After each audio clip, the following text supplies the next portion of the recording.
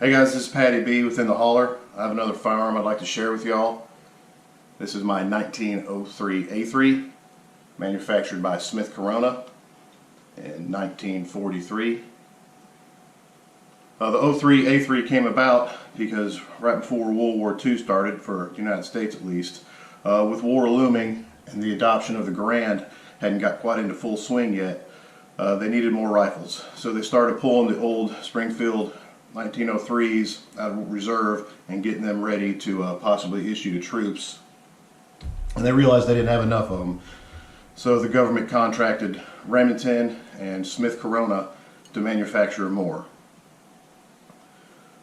Well, with the rush in production, they realized that they needed to speed it up. And what they did is they simplified some parts and made it a little easier and faster to produce rifles. So differences between this and the regular 03 is the rear sight is no longer up here on the barrel. It's right here on the top of the receiver. It kind of resembles to me a late M1 carbine adjustable sight. Stuff like trigger guard and floor plate are stamped. Barrel bands and sling swivels are stamped.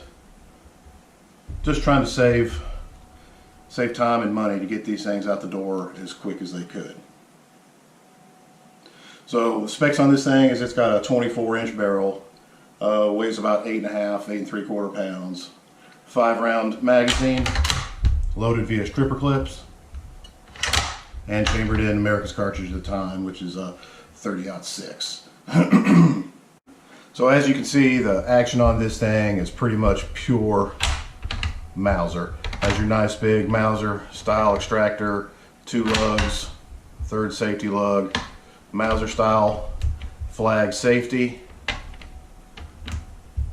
It also has a magazine cutoff, which is kind of odd when they went to a cost saving measure and speed things up. It's weird that they kept the magazine cutoff, and who was still using that in 1943, but whatever. So you flip it down. It takes your magazine off and you can single load. It just stops the bolt from going far enough back to where it'll strip a new round on. You just turn it to on. Well, there you go. Disassembly of the rifle. You go ahead and take that lever, stick it about right there, or maybe right about there, and there you go. Bolt comes out, ready for cleaning. And there's the bolt. As you can see, that's just pure Paul Mauser design.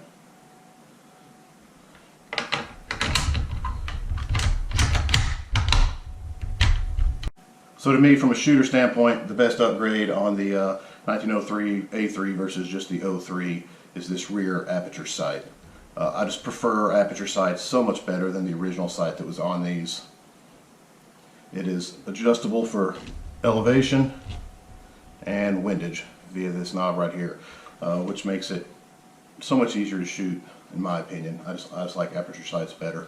The front sight, the only thing I don't like about it is it's unguarded and it's very thin, which makes it nice because it seems like you can shoot it pretty accurately, but an unguarded, very thin sight to me just seems like it's begging to get bent. You're dragging through the woods, or when you're in combat, crap happens. So, but that very thin sight makes it nice for shooting.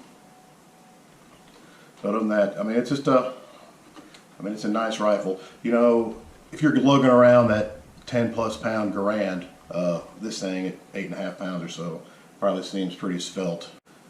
Seeing as how this particular model was built in 1943, the odds of it actually seeing combat, overseas is probably pretty low. Probably issued somewhere in the States for training purposes, whatever. But it's still a pretty cool rifle, and just part of the collection. It's fun to shoot. I reload for 30-06, so you can shoot it fairly inexpensive, and a lot of times I like to take cast bullets and shoot very light loads through it, so you're not beating up the old warhorse, and makes it really cheap to shoot too. So, well, there you go, guys. Smith Corona 03 A3. Let's say we take her outside and do some shooting. All right. Alright guys, we got the 03A3. I've got some very light cast bullets loaded, 150 gram bullets, probably only going about 1,000 feet a second. So we're going to shoot with these pistol plates, see how it does.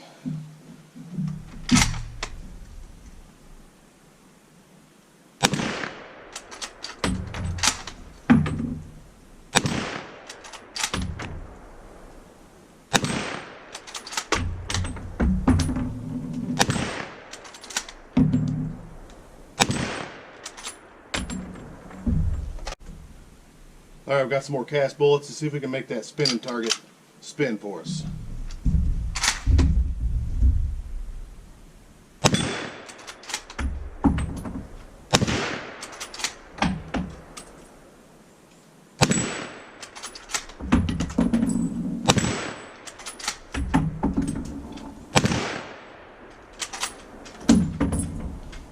Not too bad. So we'll try some of these casts out there at 100 yards. I actually have to take my sight down to about 650 yards to hit the 100-yard plate because these slow-moving casts are dropping so much. But we'll see what we can do.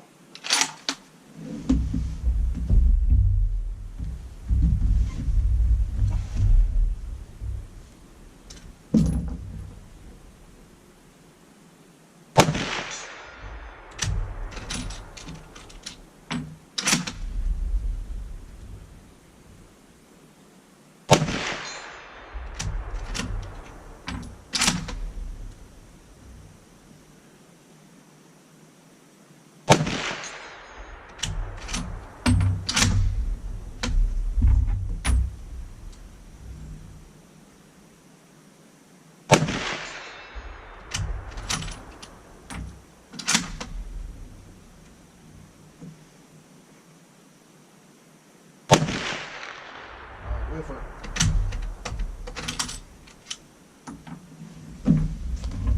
That's pretty cool though, shooting those little cast bullets at the 100-yard plate. Seems like it takes forever to hear the report back from hitting the steel. Alright, we'll try some jacketed bullets.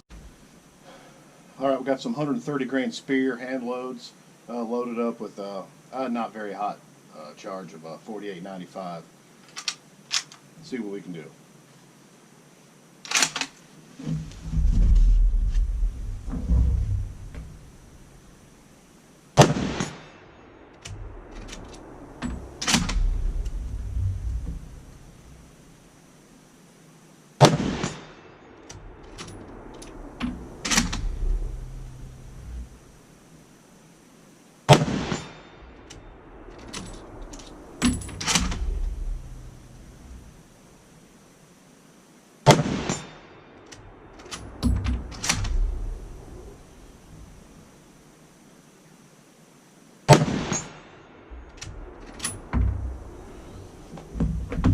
You can definitely notice a bigger difference in noise and recoil going from those light cast loads to the jacketed loads, but that's pretty cool.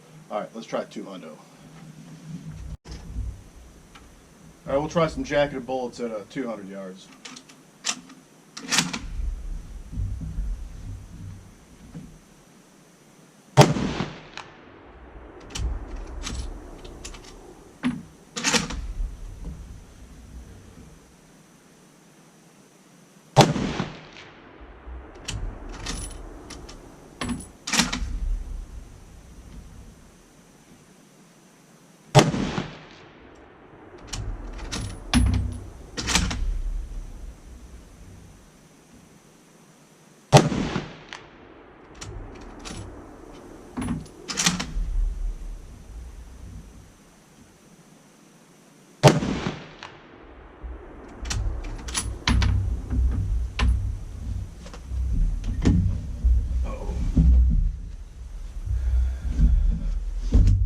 Guys, Smith Corona 1903 A3.